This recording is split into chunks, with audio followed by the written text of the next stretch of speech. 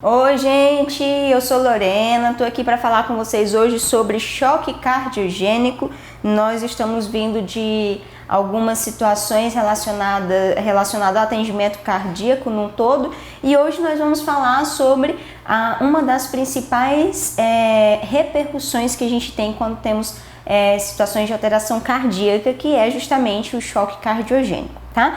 Então, antes da gente começar a falar sobre fisiopatologia, quais são as condições clínicas que estão associadas, como que nós vamos observar essa situação, é interessante a gente compreender que quando nós falamos de uma situação de choque, principalmente nós vamos ter alterações quanto à perfusão tecidual, né? Então, vamos identificar nesse paciente uma perfusão tecidual inadequada, tá? E principalmente antes mesmo da condição de choque, nós vamos observar isso porque o débito cardíaco desse paciente, isso no contexto cardíaco, o débito cardíaco dele vai estar alterado e, consequentemente, a perfusão tecidual de alguns órgãos periférica também, tá? Então, essa condição inadequada da bomba cardíaca não consegue manter a oferta em detrimento da demanda do nosso corpo, né? Então,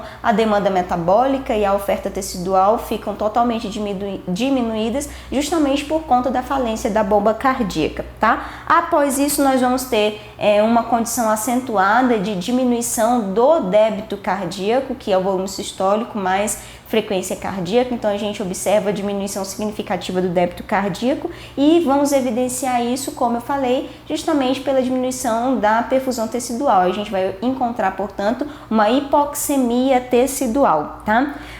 O diagnóstico do choque cardiogênico ele é feito, na grande maioria, à beira-leito, né? Então, como que é o diagnóstico à beira-leito? Feito através da avaliação das condições clínicas do paciente. Então, não precisa a gente ter que realizar exames avançados para poder identificar isso. Claro que vão ser realizados, nós vamos ver alguns exames que são realizados nesse contexto, mas o diagnóstico ele é feito principalmente através das condições clínicas apresentadas pelo paciente, tá? Então nós vamos identificar principalmente alteração de frequência de pressão arterial. Então essa pressão arterial, como vocês podem ver, ela pode ter alteração de diminuição abaixo, vamos voltar aqui, diminuição abaixo de 90 milímetros de mercúrio. Deixa eu só ativar minha canetinha aqui. Hoje eu quero a cor verde. Pronto. Então, nós vamos observar a alteração da pressão arterial, né? A pressão arterial sistólica, na qual a gente identifica diminuições nos valores abaixo de 90 milímetros de mercúrio.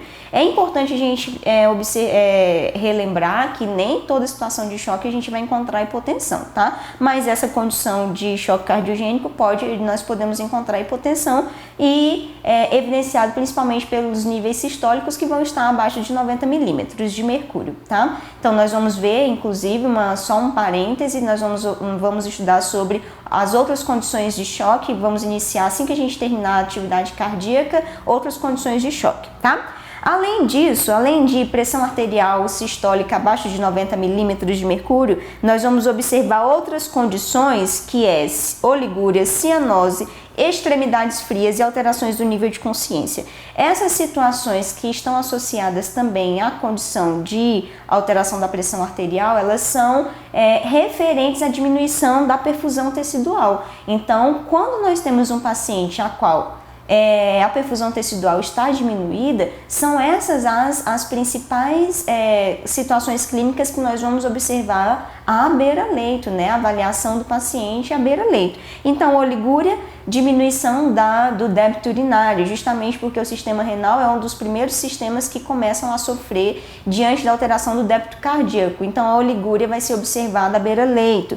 Cianose, extremidades frias, pele pegajosa, também é uma condição que está associada à diminuição do débito cardíaco e perfusão tecidual. E alterações do nível de consciência também diretamente ligada a essa condição, tá? Então, esse contexto vai ser observado à beira-leito, como eu falei, e mediante a eles nós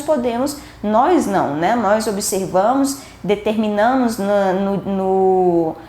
prontuário do paciente, nas nossas evoluções, nas nossas avaliações diárias, essas condições, e auxiliamos a equipe médica a fechar o diagnóstico. Não somos nós que fechamos, mas óbvio que a gente compreende que essas condições podem ser condições indicativas do choque cardiogênico e também outras condições de choque a gente pode observar isso, tá bom?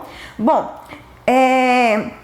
de forma geral, nós temos outras alterações, aí eu listei nessa tabelinha aqui para vocês, falamos já sobre a alteração da pressão arterial sistólica, o índice de resistência vascular vai estar elevado justamente por conta da perfusão, vasoconstrição periférica nós vamos encontrar, e aí o que é mais importante, que eu ainda não tinha falado para vocês, é a presença de lactato. Então esse paciente vai apresentar altos índices de lactato elevados que remetem justamente a hipoperfusão, a insuficiência da perfusão tecidual. Então é importante a gente estabelecer nos nossos cuidados de enfermagem, avaliar, realizar gasometria para avaliar essa condição, tá? E diminuição do débito urinário a gente já falou, tá bom?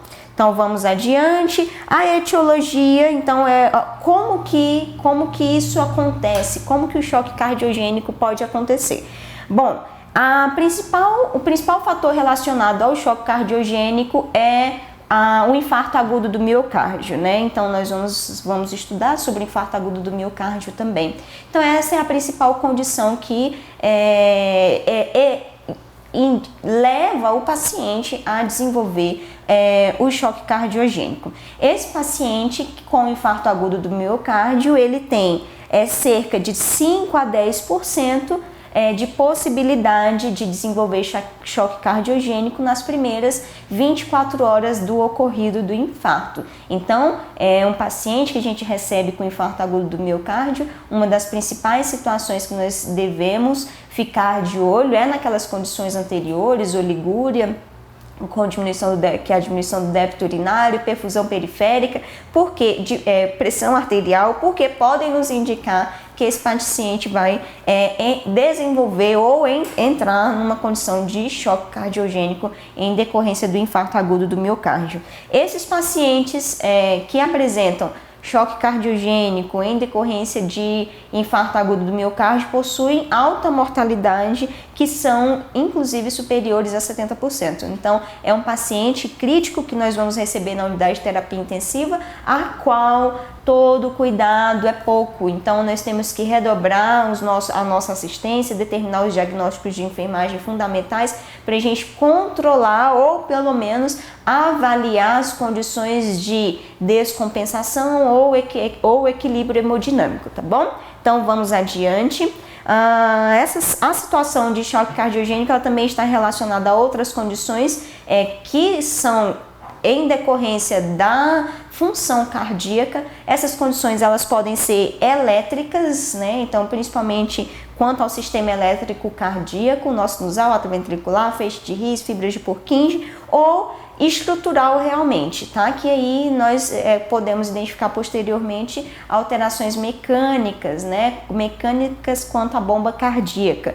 Ou então relacionado a baixo débito cardíaco, pode ser uma hipovolemia, que levou o paciente à diminuição do débito cardíaco e posteriormente uma falência da bomba cardíaca desenvolveu também um choque cardiogênico, tá bom? Então vamos adiante. Eu fiz esse esquemia, eu li isquemia, mas eu ia falar esqueminha, tá? Fiz esse esqueminha para vocês, para a gente falar sobre, de forma geral, o que vai acontecer, né? Quando o paciente tem uma alteração de bomba cardíaca e vai desenvolver o choque cardiogênico. Bom, como eu falei, uma das principais causas é a isquemia, o infarto agudo do miocárdio. Nós temos outras condições, como nós vimos, condições elétricas, condições mecânicas também. Essa situação, independente se foi uma isquemia ou condições elétricas, leva a uma alteração quanto à contratilidade. Então, a bomba cardíaca passa a ter uma diminuição de contratilidade e isso pode desenvolver alterações quanto ao índice cardíaco e também quanto à pressão sanguínea. Quando eu tenho alterações quanto ao índice cardíaco e pressão sanguínea, automaticamente não, mas de forma quase que imediata, nós vamos observar como um todo alterações quanto à perfusão tecidual. Então, isso pode ser determinado justamente pelo índice cardíaco diminuído e pressão sanguínea alterada, tá? Essa condição de índice cardíaco diminuído e pressão sanguínea alterada levam a situações de mais isquemia, mais insuficiência cardíaca, piora da condição da bomba cardíaca e, consequentemente, piora a condição clínica do paciente, tá? Então, vamos para o próximo slide. Como que acontece, como que desenvolve o choque cardiogênico nessas condições, né? Então, nós vimos que pode ser por uma isquemia ou qualquer outra condição que leva à diminuição da perfusão tecidual como fim, né? Além disso, nós temos um mecanismo que é extremamente importante na piora da condição cardíaca desse paciente, que é um mecanismo de compensação na qual vai acontecer uma vasoconstrição. Esse mecanismo de compensação se resume à liberação de epinefrina e norepinefrina, na tentativa de aumentar o débito cardíaco desse paciente, fazendo vasoconstrição periférica, melhorando a condição central de volume desse paciente, né? Então, na tentativa realmente de aumentar o débito cardíaco. Entretanto, com o passar do tempo, com a liberação de norepinefrina e também de epinefrina, nós conseguimos observar que a condição cardíaca vai piorando, vai acontecendo um remodelamento cardíaco e aí esse paciente vai realmente entrando numa situação na qual será muito difícil ser reestabelecida, tá? Quanto às manifestações clínicas, eu já falei algumas para vocês. Nós temos algumas manifestações clínicas gerais, que são sinais de baixo débito, de hipoperfusão tecidual, que a gente vai conseguir observar oligúria, diminuição do débito urinário, né? Além disso, pressão arterial diminuída. Essas são as condições gerais que a gente observa, tá? Mas aqui eu coloquei algumas outras que hipoperfusão tissular, como nós já falamos, tá? É realmente observável nesse paciente. Além disso, essa hipoperfusão nós vamos conseguir identificar, observem o slide, possibilidade de congestão pulmonar desse paciente, isso leva à retenção de gás carbônico, tá? Esse paciente, por conta dessa retenção de gás carbônico, nós vamos observar principalmente o paciente agitado, inquieto, confusão aguda, pode ter torpor, esse paciente pode ficar inclusive comatoso. Então, é um paciente que, se ainda não tiver entubado, tiver consciente e orientado, nós devemos estabelecer a avaliação de nível de consciência rotineiramente para esse paciente para identificar sinais de gravidade, tá? Diminuição da pressão arterial, como eu falei, nós vamos observar cianose periférica, pele fria e pegajosa, reenchimento capilar diminuído, isso tudo em decorrência da diminuição da perfusão tecidual, tá? E taquipneia, estertores e débito urinário diminuído também são condições clínicas que vão ser observadas nesse paciente. O tratamento ideal, vamos começar a falar, o tratamento ideal, ele aborda condições de suporte hemodinâmico para esse paciente, né? Então, esse paciente ele tem que ter acompanhamento hemodinâmico, suporte geral hemodinâmico e suporte de atendimento ao paciente crítico, né? Ele vai incluir tratamento farmacológico, assistência circulatória e tratamento cirúrgico também é uma possibilidade. Vamos falar sobre cada um deles. No suporte geral, a primeira situação que nós, como enfermeiros e também equipe de enfermagem, muitos técnicos também estão assistindo a gente, é o controle da dor, verificação e controle da dor. Então, antes de controlar a dor, você tem que verificar, senão tu não vai ter como saber se o tratamento para controle da dor, principalmente se a condição associada ao choque cardiogênico foi um infarto agudo do miocárdio. Então, a gente tem que avaliar o nível de dor desse paciente para identificar se a terapia farmacológica está sendo eficaz ou não para diminuir nível de dor desse paciente, tá? Além disso, nós vamos reduzir o consumo de oxigênio. Então, se o paciente é um paciente que está sentindo dor, ele vai aumentar o consumo de oxigênio. Isso pode piorar a condição cardíaca do paciente, tá? Então, para isso, o que é mais utilizado é o sulfato de morfina, tá bom? Além disso, nós vamos prezar pela oxigenação e ventilação desse paciente. Se esse paciente ainda não está em ventilação mecânica, não está entubado ainda, nós temos que prezar pela ventilação espontânea dele, avaliar a saturação de oxigênio, nível de consciência dele, se a oferta de oxigênio está sendo adequada, se você está utilizando o instrumento adequado, se é uma máscara de Venturi, se é um catéter nasal, tá? Então, isso vai depender da necessidade do paciente. Então, a gente sempre começa, conforme prescrição médica, com o catéter, com o suporte mínimo para que a gente consiga ir evoluir. Ninguém começa a entubar o paciente do nada, a não ser que tenha indicação. É Glasgow, então alteração de Glasgow significativa, alteração de Glasgow 9, aí já é indicativo de intubação do paciente. Rebaixamento de nível de consciência, aí sim, tudo bem. Mas caso o nível de consciência esteja preservado, a gente tenta realmente pelo suporte mínimo até chegar no suporte avançado, tá? Isso pode ser feito, portanto, com CPAP, BIPAP, tubo orotraqueal, enfim. A intenção é a gente diminuir o consumo de oxigênio para realmente manter preservado a bomba cardíaca desse paciente e principalmente padrão hemodinâmico do paciente, tá?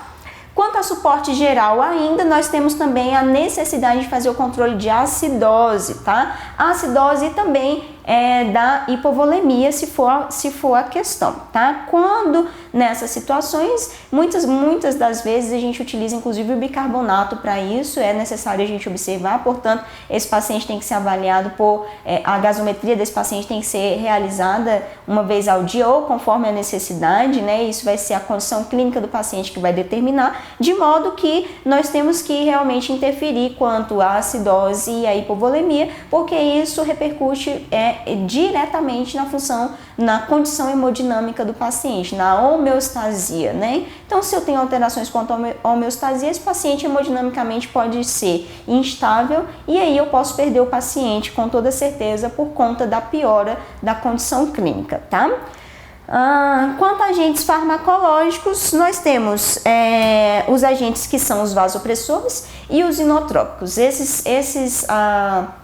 Esses agentes farmacológicos, eles vão influenciar diretamente na função cardíaca e também no nível hemodinâmico de pressão na hemodinâmica, principalmente quanto à pressão arterial, tá? Dentre eles também temos os vasodilatadores e os diuréticos, que nós vamos falar mais à frente.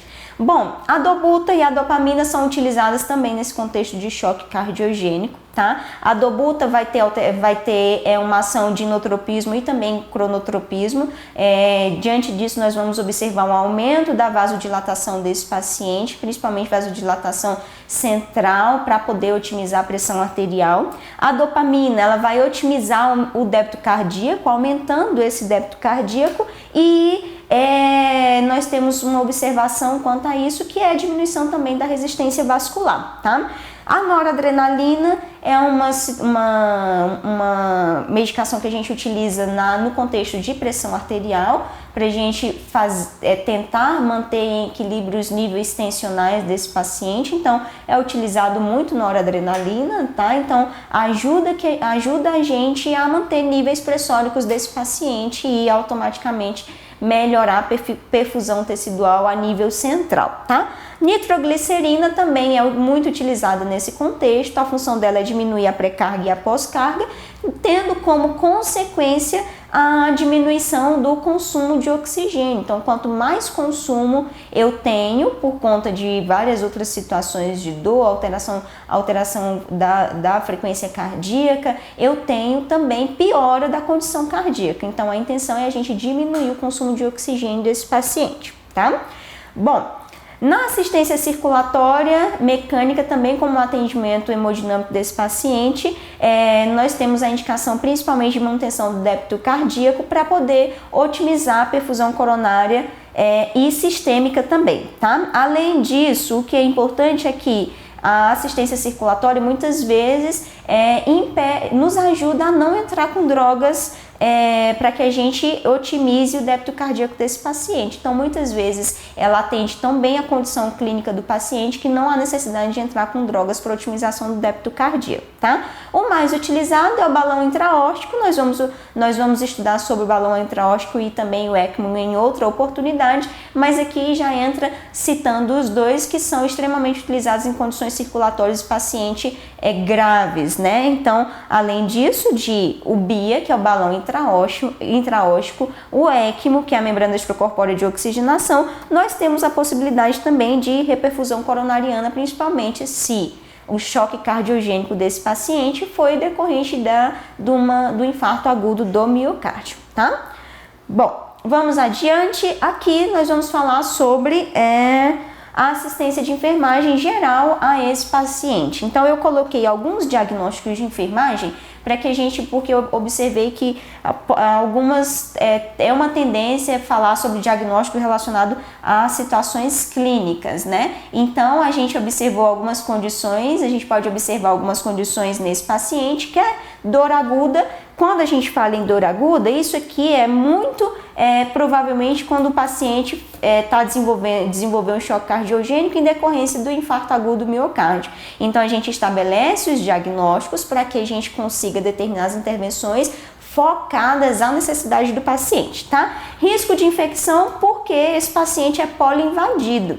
Então, a gente vai ter múltiplas invasões a esse paciente justamente para manter a terapêutica dele. Então, é o paciente que está com acesso central, pode estar entubado, sonda vesical de demora para a gente fazer o controle do débito urinário, pode ser acesso central de seção periférica, acesso central de seção central, acesso periférico, sonda nasogástrica, sonda nasointeral, NPT, droga vasoativa, tanta coisa que a gente vai ter que instalar nesse paciente justamente para a gente manter o atendimento adequado, que aumenta o risco de infecção. Sem contar que apenas pelo fato dele estar dentro do hospital exposto a patógenos, a gente já tem um risco de infecção. Então, é importante que a gente determine esse diagnóstico em todos os nossos pacientes dentro do ambiente intra-hospitalar, que é justamente para a gente estabelecer quais são as nossas intervenções necessárias para poder intervir, né? Diminuir o risco de infecção, o risco de contaminação também que entra aqui, tá bom?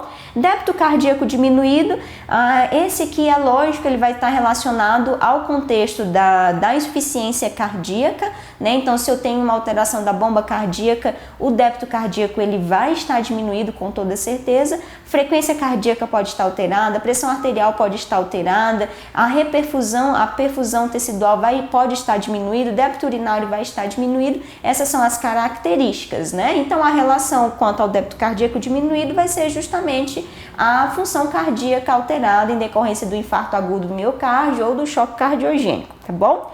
Risco de perfusão tissular cardíaca diminuída, justamente por conta, quando a gente fala de uma situação relacionada ao infarto agudo do miocárdio, na verdade ele já tem uma perfusão tissular cardíaca diminuída nesse contexto, tá? E risco de perfusão renal ineficaz relacionadas à alteração do débito cardíaco em decorrência do choque ou IAM.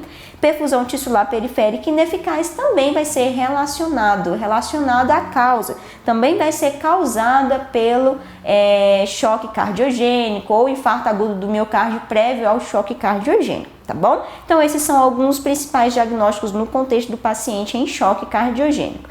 Quanto à nossa assistência geral, eu trouxe algumas coisas para a gente relembrar que é importante a gente estar de olho nesse paciente. Então, tudo vai ser embasado na diminuição de riscos ou na exposição a esse paciente a possibilidades de agravos, tá? Então, as ações serão baseadas no suprimento de oxigênio, na administração dos fármacos, porque justamente pode diminuir o consumo de oxigênio, diminuir nível de dor, melhorar a bomba cardíaca no seu trabalho funcional, tá? Além disso, nós também podemos ofertar fármacos vasoativos, como eu falei, os inotrópicos, os cronotrópicos, que é justamente para a gente otimizar isso. Conforme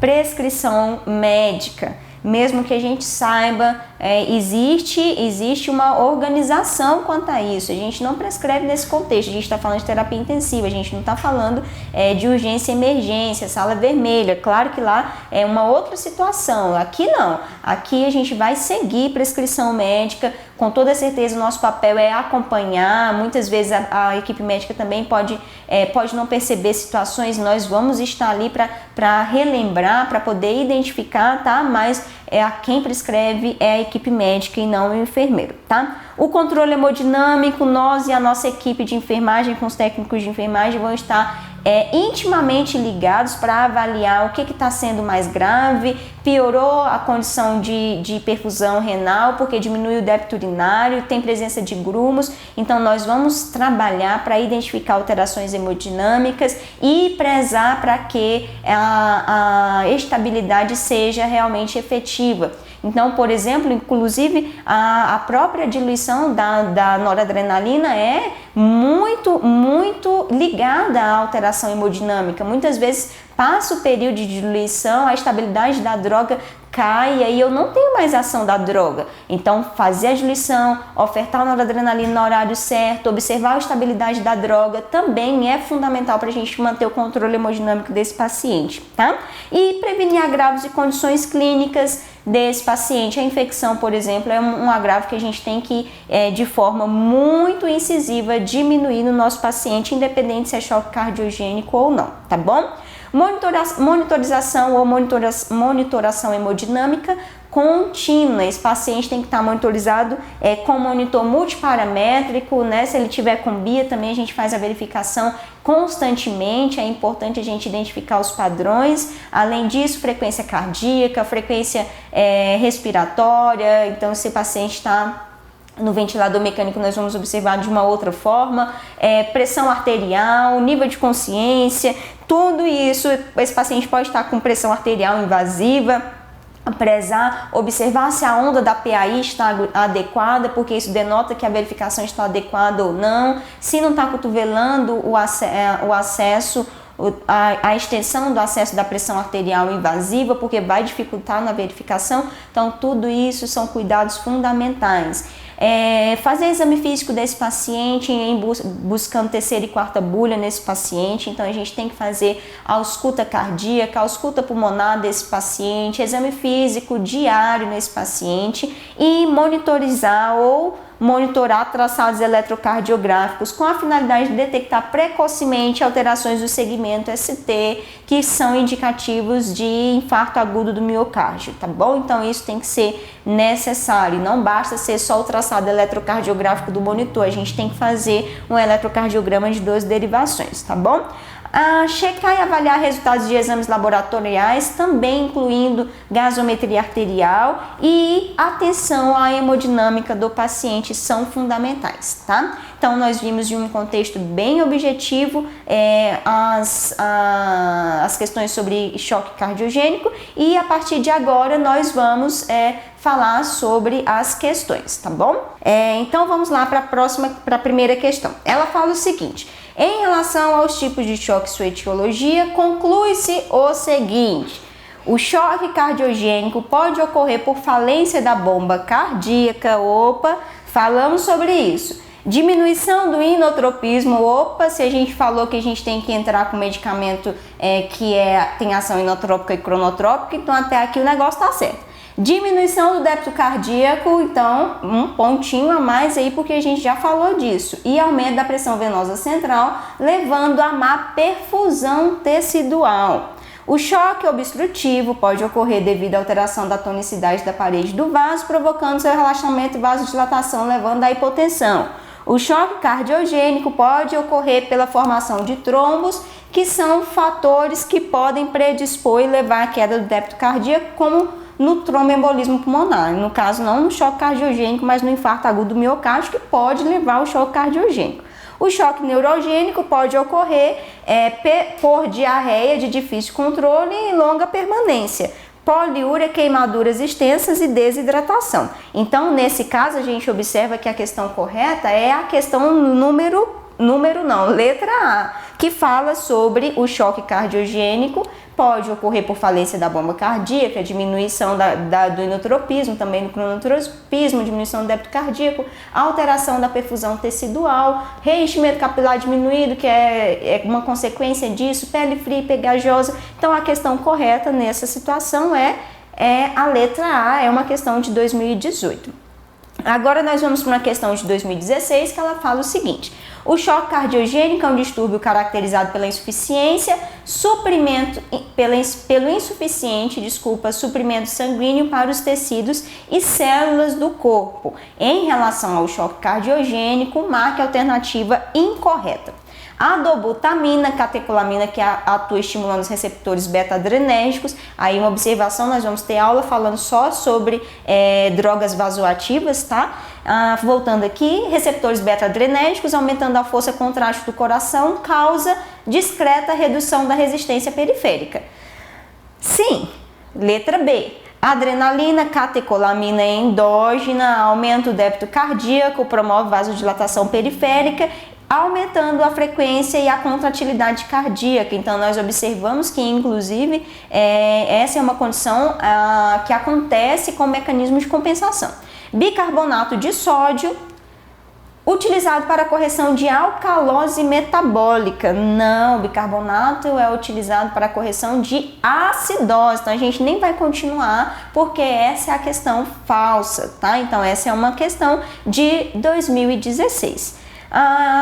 Essas são as principais referências. Nós vamos ver mais questões sobre choque cardiogênico lá no infarto agudo do miocárdio. Então essas são as principais referências que a gente utilizou.